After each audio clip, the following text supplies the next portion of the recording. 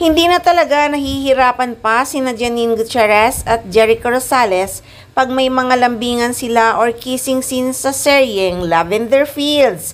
Kasi nga, di sila nagkakailangan. May mga feelings kasi sa isa't isa. Kaya ang kiss nila totoo. Di na makatake to ha. Di maipaliwanag kung gaano ka-happy ang Ekonin sa kasalukuyan. Damang-dama mo ang pagmamahalan at respeto nila sa isa't isa. Road to forever na kaya.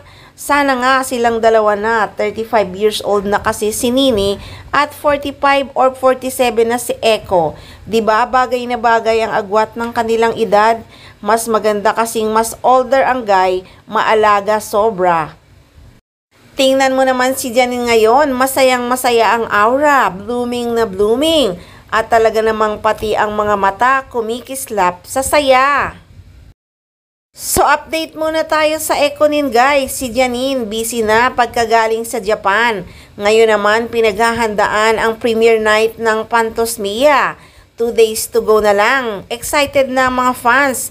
Kaya markahan na sa kalendaryo ang playdates. November 10, 12 p.m. Gateway Cineplex 12. November 13, 2:45 p.m. Gateway Cineplex 16. At mas sobrang excited ang mga fans kung darating si Eko sa premiere night ni Janine sa pelikulang Phantos Mia.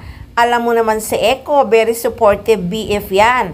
Nako, nakakakilig lang pag dumating talaga si Jericho Rosales sa premiere night ng pelikulang Phantos Mia ni Janine Gutierrez. So, speaking of Eko, ito lang naman ang pinagkakaabalahan niya. Kaya Mr. Pogi pa din kasi baliw nga. Parang bata, kaya hindi tumatanda si Eko, bagets pa din ang datingan.